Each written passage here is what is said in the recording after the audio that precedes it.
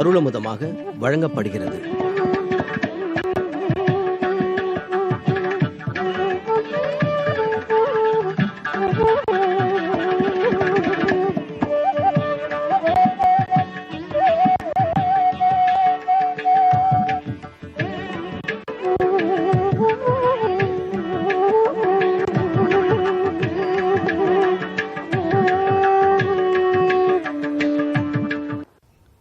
கங்குலும் பகலும் கண்துயிர் அறியாள் கண்ணநீர் கைகளால் இறைக்கும் சங்கு சக்கரங்களென்னு கைகூப்பும் தாமரை கண்ணன்னே தளரும் எங்கனே தரிக்கேன் உன்னவிட்டென்னும் இருநிலம் கைதொழாவிருக்கும் சங்கையல் பாய் நீர் திருவரங்கத்தாய்.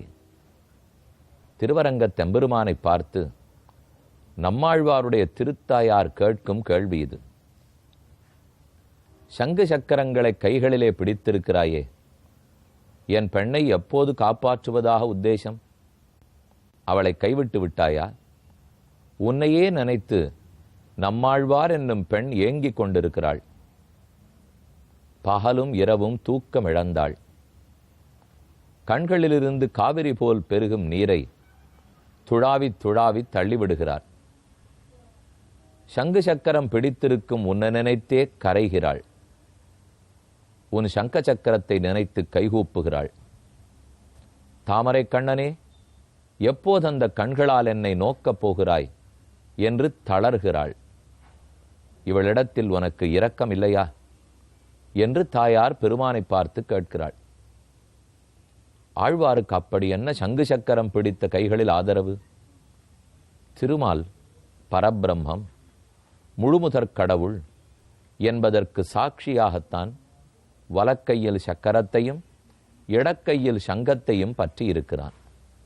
அதவனுக்கு இன்றியமையாத அடையாளம், சிறப்பான ஆயுதம், அழகான ஆபரணம். அவ்வாபரணங்கள் பல, ஆயுதங்கள் பல. பெருமானுடைய ஆயுதங்கள் 16 என்று சொல்லுவாருண்டு. 8 திருக்கைகளோட ஆயுதங்களோடே பெருமான் இருக்கும் இடம் உண்டு. பொதுவாக 4 திருக்கரங்களோடு இருப்பார்.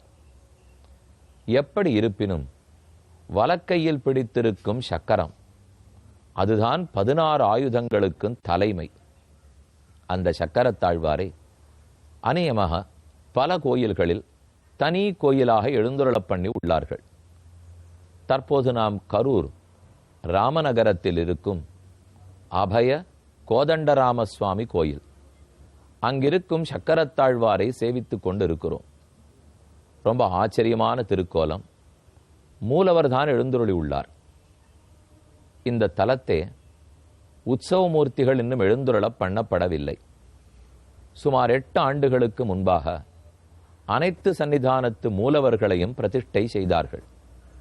தற்போது நிறைய ஜனங்கள் வந்து சக்கரத்தாழ்வாருடைய அனுக்கிரகம் பெற்று போகிறார்கள்.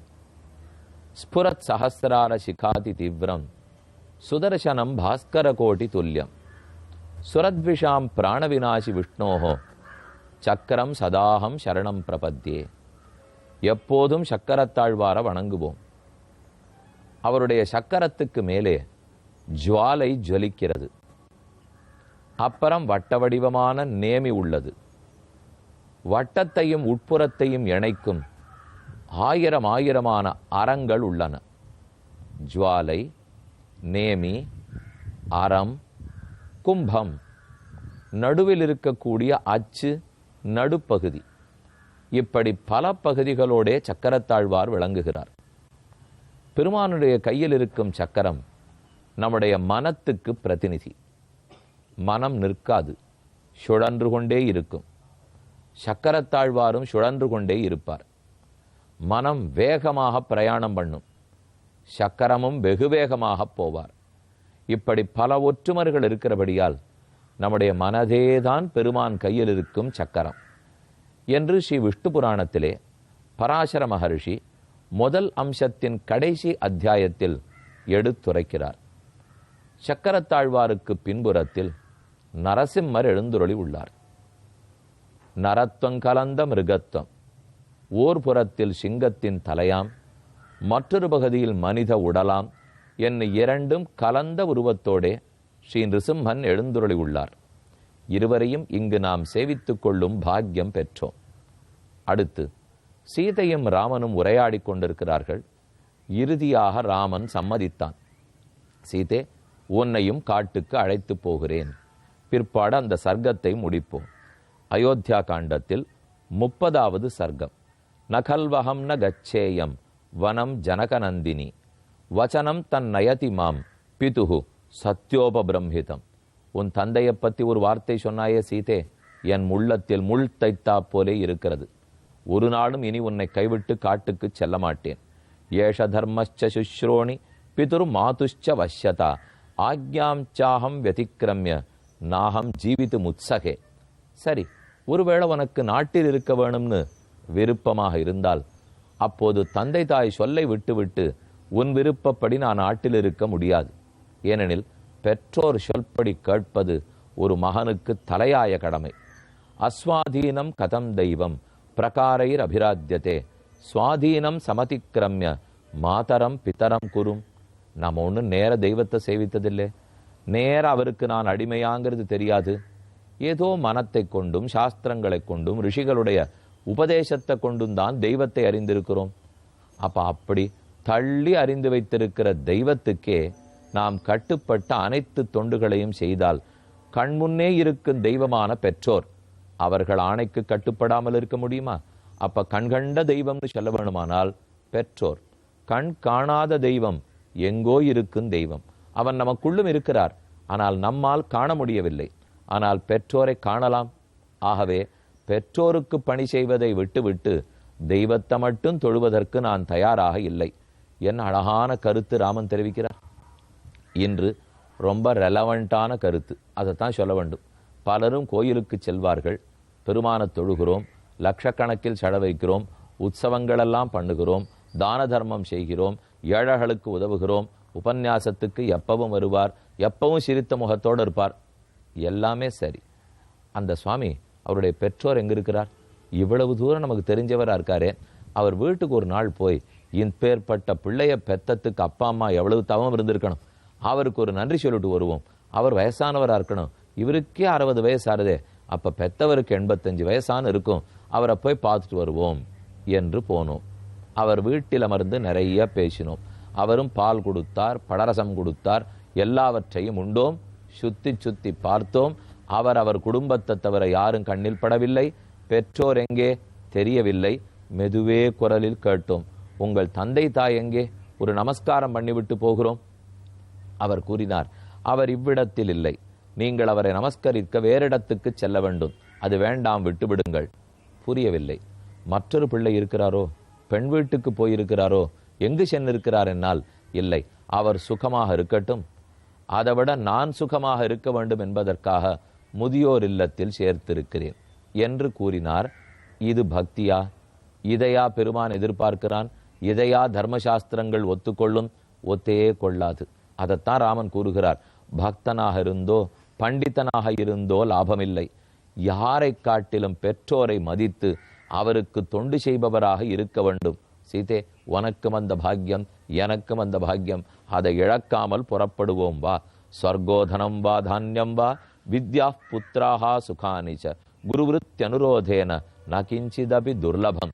உலகத்தில் எது கிடைத்தாலும் கிடைக்கும் சீதே, ஆனால் பெற்றோர் சொல்படி கேட்கும் பாக்கியம் எளிதில் கிடைக்காது. அது உனக்கும் எனக்கும் கிடைத்திருக்கிறது. இழப்பாமல் நிறைவேற்றுவோம் வா. சமாபிதா யதா சாஸ்தி சத்ய தர்மபதே ஸ்திதா ததா வர்த்தித்துமிச்சாமி சகிதர்ம சனாதனா. இதுதான் சனாதன தர்மம். என் அழகா சனாதன தர்மத்தை பற்றி ராமன் உரைக்கிறார். சனாதனம்னா பழங்காலத்து, என்னென்னைக்கோ இருக்கு. தர்மம் தரதீதி தர்ம, நம் அனைவரையும் காக்கக்கூடியது. ஆக பழமையாக இருக்கும், நம்மால் காக்கப்படும், நம்மையும் காக்கும், பெருமானால் ஸ்தாபிக்கப்படும். ஆபத்து வந்தாலே பெருமான் ஓடோடி வந்து தர்மத்தை காக்கிறார்.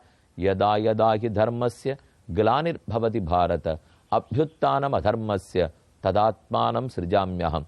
தர்மம் துளி தலை குனியுமானால் பொறுப்பதில்லை அர்ஜுனாயான், உடனே பிறக்கிறேன், தர்மத்தின் தலையை நிமிரச் செய்கிறேன் என்று கண்ணன் கீதையில் அர்ஜுனனுக்கு உரைக்கிறார். அப்ப தர்ம மாதாவுக்காக கண்ணன் எதையும் செய்ய தயங்க மாட்டார். ஆச்சார பிரபவோ தர்மஹ தர்மஸ்ய பிரபுரச்சுதா. ஆச்சாரத்தினால்தான் தர்மம் விளங்கும். தர்மத்தை நாம பார்த்து பார்த்து ரட்சிக்க வேண்டும். ஆக சனாதன தர்மம் பெற்றோனுக்கு பணிவிடை செய்வது. புரிந்து கொள் சீதே, நமக்கு அந்த பாக்கியம் இருக்கு. புராணத்தில் ஒரு அழகான கதை, வேடிக்கையான கதையும் கூட, அதை கூறுகிறேன். தர்மவியாதன் என்று ஒருத்தன் இருந்தான். அவன் மாம்சத்தை வெட்டி விற்பனை செய்து கொண்டு இருக்கும். அவனிடத்தில் ரிஷிகள் அனைவரும் போய் சந்தேகம் கேட்கிறார்கள். என்ன, கசாப்பு கடை வைத்திருப்பவரிடத்தில் ரிஷிகளும் முனிவர்களும் போவார்களா? போக நேர்ந்தது. எப்படி என்று கதை கூறுகிறேன். ஏதோ ஒரு ரிஷி ஓரிடத்தில் போய்க் கொண்டிருந்தார். அப்போது அவரிடத்தில் அபச்சாரப்படுற அளவுக்கு ஒரு கொக்கு நடந்தது. ஒரு முனிவர், அந்த முனிவர் நீராடுவதற்காக போனார். போன சமயத்தில் ஒரு கொக்கு ஏதோ தவறிழைத்தது. நிமிர்ந்து பார்த்தார், கொக்கு சாம்பலாகி கீழே விழுந்தது. பறந்து கொண்டிருக்கிற கொக்கை பார்த்தார்னால் நிழல் பட்டோ சாம்பல் பட்டோ கீழே விழுந்துருமே. அவர் கண்ணுக்கு அத்தனை ஒளி, அத்தனை சக்தி. கொக்கு கீழே விழுந்தது, பஸ்மமாக சாம்பலாக இறந்தது.